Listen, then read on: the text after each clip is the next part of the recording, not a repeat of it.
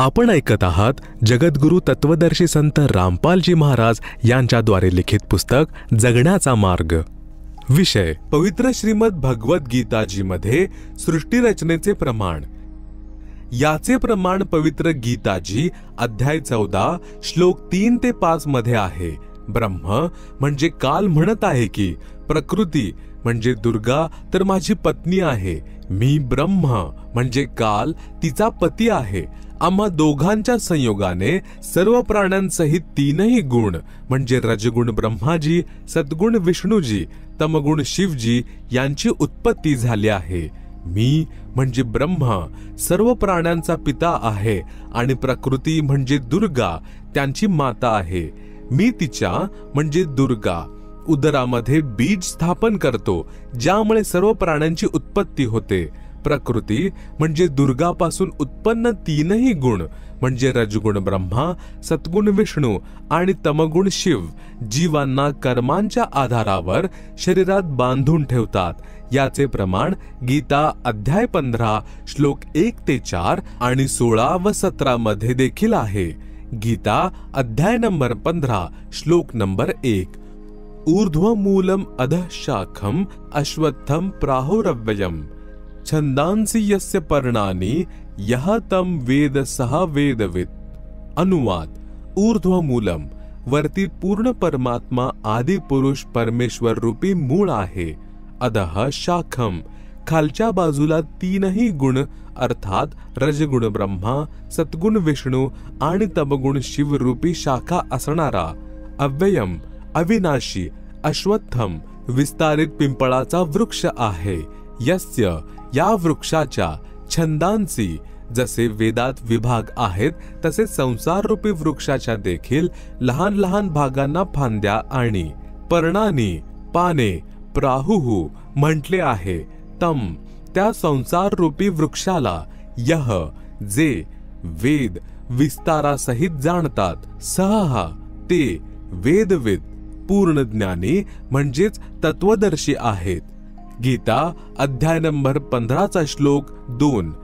अधःच ऊर्ध्व प्रसृताः तस्य शाखाः गुण प्रवृद्धाः विषय प्रवालाः अधःच मूलानि अनुसंततानि कर्मानुबंधिनी मनुष्यलोके.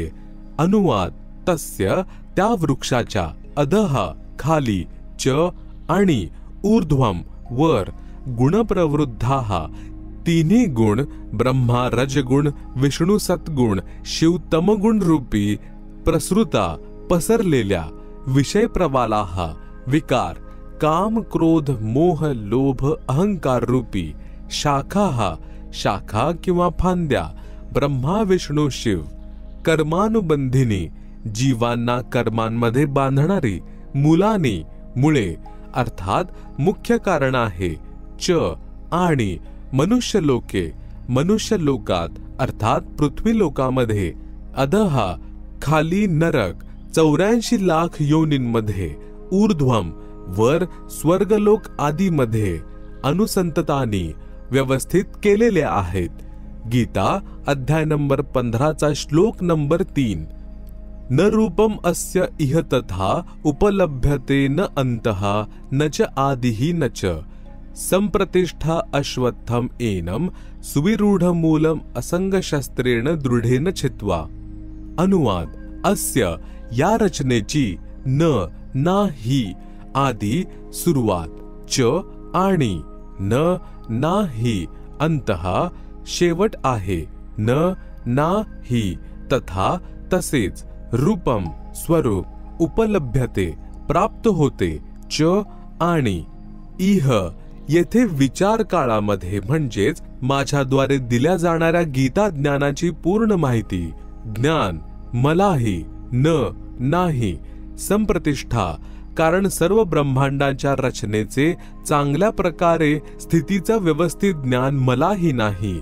एतम या सुविरूढ मूलम चांगल्या प्रकारे स्थायी किंवा नित्य स्थिती असणाऱ्या अश्वत्थम मजबूत स्वरूपाच्या संसार रूपी वृक्षाच्या ज्ञानाला असंग शस्त्रेण पूर्ण ज्ञानरूपी दृढेन दृढ सूक्ष्म वेद म्हणजेच तत्वज्ञानाद्वारे जाणून छित्वा छाटून किंवा कापून अर्थात निरंजन याच्या भक्तीला क्षणिक अर्थात क्षणभंगूर जाणून ब्रह्मा, विष्णू, शिव, ब्रह्म आणि परब्रह्मच्याही पुढे पूर्ण ब्रह्मचा शोध घेतला पाहिजे. गीता अध्याय नंबर 15 मधील श्लोक नंबर 4. ततः पदम तत्परिमार्गितव्यम यस्मिन् गताः न निवर्तन्ति भूयः तम एवं च आद्यम पुरुषम प्रपद्येयतः प्रवृत्ती प्रसृता पुराणी. अनुवाद. जेव्हा तत्वदर्शी संत भेटतील ततः त्यानंतर तत् त्या परमात्मा यांच्या पदम पदस्थानाचा म्हणजेच सतलोकाचा परिमार्गितव्यम पूर्णपणे समजून घेऊन शोध घेतला पाहिजे. यस्मिन जेथे गताः गेलेले साधक भूयाः पुन्हा न निवर्तन्ति परतून या संसारामध्ये येत नाहीत. च आणि यतः ज्या परमात्मा परम अक्षर ब्रह्मपासून पुराणी आदी किंवा सुरुवातीची प्रवृत्ती ही रचना सृष्टी प्रसृता उत्पन्न झालेली आहे. तम अज्ञात आद्यम आदि यम अर्थात मी काल निरंजन पुरुषम पूर्ण परमात्मा यांना एव च प्रपद्ये मी शरण आहे आणि त्याचीच पूजा करतो. गीता अध्याय नंबर 15 मधील श्लोक नंबर 16. द्वौ इमौ पुरुषौ लोके क्षरः च अक्षरः एव च क्षरः सर्वाणि भूतानि कूटस्थः अक्षरः उच्यते. अनुवाद.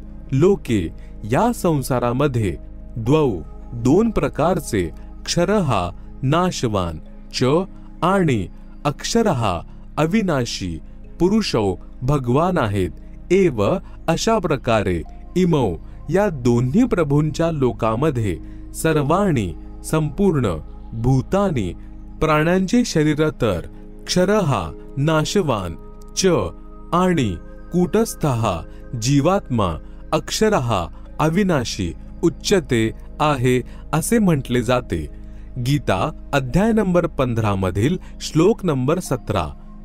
उत्तमः पुरुषः तु अन्यः परमात्मा इति उदारतः यह लोकत्रयम् आविश्य बिभर्ति अव्ययः ईश्वरः. अनुवाद. उत्तमः उत्तम पुरुषः प्रभू तू तर अन्यः यावरील दोन प्रभूंपेक्षा क्षरपुरुष आणि अक्षरपुरुष अन्यच आहेत. इति वास्तवामध्ये त्यांना परमात्मा परमात्मा उदारतः म्हटले गेले आहे. यह जे लोकत्रयम तीनही लोकांमध्ये आविष्य प्रवेश करून बिभर्ती सर्वांचे पालन पोषण करतात आणि अव्ययः अविनाशी ईश्वरः ईश्वर प्रभूंमध्ये श्रेष्ठ अर्थात समर्थ प्रभू आहेत. भावार्थ. गीता ज्ञानदाता प्रभूने केवळ एवढेच सांगितले आहे की हा संसार उलट्या लटकलेल्या वृक्षासारखा समजा. वर जे मूळ आहे ते पूर्ण परमात्मा आहेत. खाली फांद्या म्हणजे शाखा आणि इतर विभाग समजा. या संसाररूपी वृक्षाच्या प्रत्येक भागाचे भिन्न भिन्न विवरण जे संत जाणतात ते तत्वदर्शी संत आहेत, ज्यांच्या विषयी गीता अध्याय 4 श्लोक नंबर 34 मध्ये सांगितले आहे. गीता अध्याय 15 श्लोक नंबर 2 आणि 3 मध्ये केवळ एवढेच सांगितले आहे की 3 गुणरूपी शाखा आहेत. येथे विचार काळात म्हणजेच गीतेत मी म्हणजे गीता ज्ञानदाता पूर्ण माहिती म्हणजे ज्ञान देऊ शकत नाही, कारण मलाही या संसाराच्या रचनेचे सुरुवातीचे म्हणजे आदी व अंत यांचे ज्ञान नाही. त्यासाठी गीता अध्याय 4 श्लोक नंबर 34 मध्ये म्हटले आहे की तत्वदर्शी संतांकडून त्या पूर्ण परमात्मा यांचे ज्ञान जाणा. गीता अध्याय 15 श्लोक नंबर 1 मध्ये त्या तत्वदर्शी संताची ओळख सांगितली आहे की तो या संसार रूपी वृक्षाच्या प्रत्येक भागाचे ज्ञान सांगेल.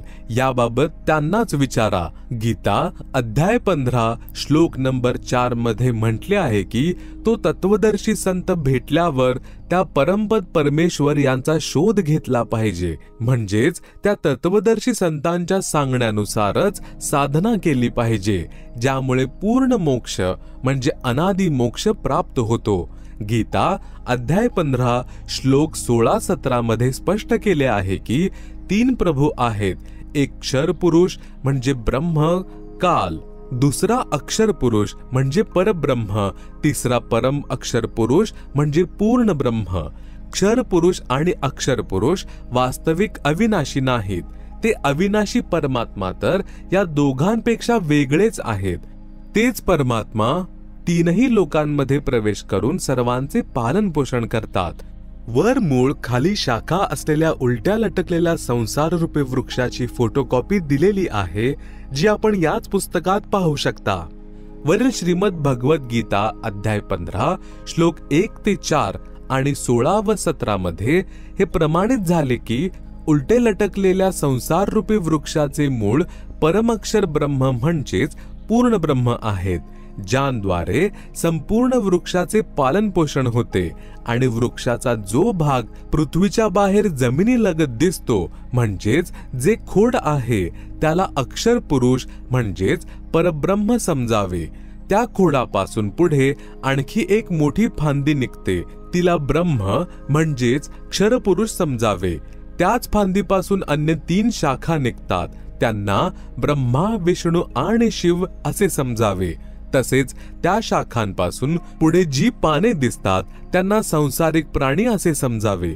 वरील गीता अध्याय 15 श्लोक 16 व 17 मध्ये स्पष्ट झाले आहे की क्षर पुरुष म्हणजे ब्रह्म, अक्षर पुरुष म्हणजे परब्रह्म. तसेच या दोघांच्या लोकात जितके प्राणी आहेत त्यांचे स्थूल शरीर नाशवान आहे आणि जीवात्मा अविनाशी आहे.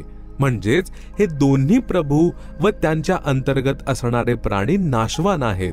जरी अक्षर पुरुषाला म्हणजे परब्रह्म अविनाशी म्हटले आहे, तरी वास्तवामध्ये अविनाशी परमात्मा या दोघांपेक्षा वेगळाच आहे. ते वास्तविक परमात्मा तीनही लोकांमध्ये प्रवेश करून सर्वांचे पालन पोषण करतात. वरील विवरणामध्ये 3 प्रभूंचे भिन्न भिन्न विवरण दिलेले आहे.